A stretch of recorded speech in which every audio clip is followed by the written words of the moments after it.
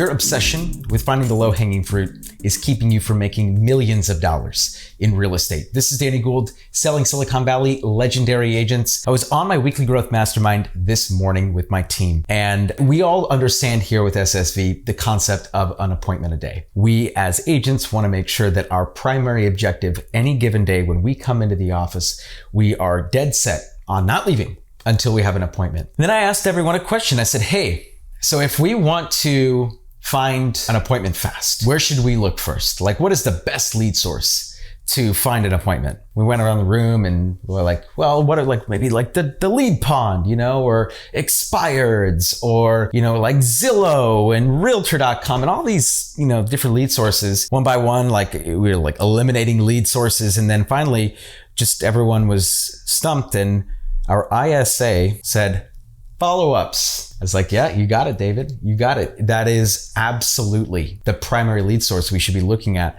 for appointment opportunities. Forget all of the fancy schmancy lead sources out there. What about the people that you've already spoken to? How about those people? Because here's what we know. They've done studies. Harvard has done studies. Yale has done studies. We've had dozens of institutions do studies, and they found that in real estate, most customers transact or decide to start working with somebody or start working with an agent between conversations 6 and 9. You heard that correctly. Between conversations 6 and 9 is when most customers begin their actual home buying and selling journey with the agent. Now, here is the flip side to that, is that the average realtor only reaches out 1.4 times. Most agents can't even bother to pick up the phone twice. Yet it takes 6 to 9 not dials, conversations to actually begin the working relationship with the client. And so this is a reminder to all of us out there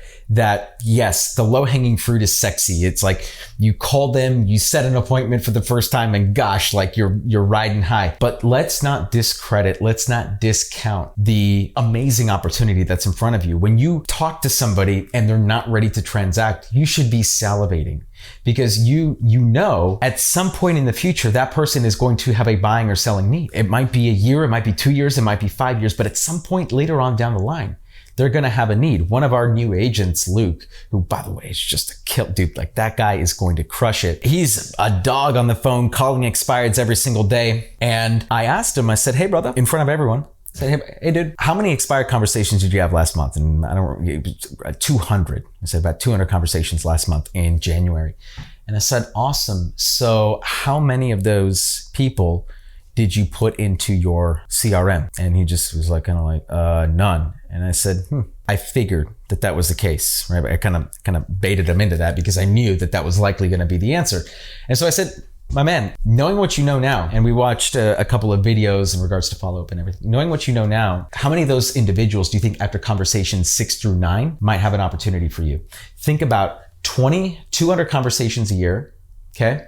Or 200 conversations a month. Let's say that you put 50 of them in the CRM. After 12 months, what is that? That's 600 conversations, customers that you now have in your database. If you have a 1% conversion, which by the way is exceptionally low, that's 6 listings that you're going to generate from that database over the next 3 to 5 years. And imagine that compounding and compounding and compounding. And by the way, imagine if you build your skill set to the point where you can convert at maybe 2% or 2.5%. You could just see him start to do the math and oh my God, you're right. How many conversations have you had over the last 6 months that for whatever reason, you just in your mind decided, I don't need to talk to that person anymore? Or maybe you didn't even you didn't even have that dialogue. I don't need to talk to that person. Maybe you just mentally said, oh yeah, I'll reach out to them eventually again. So if we rely on our memory to do the work, we're going to sell a fraction of the homes that we could if we use technology, if we use a system that's going to help enable us to stay in front of the people that we've already started to build relationships with. They say real estate is a relationship business, and there is no greater way to build a relationship than to follow up with someone and to show them that you truly care about them. This is Danny Gould, selling Silicon Valley. Stay legendary, everybody.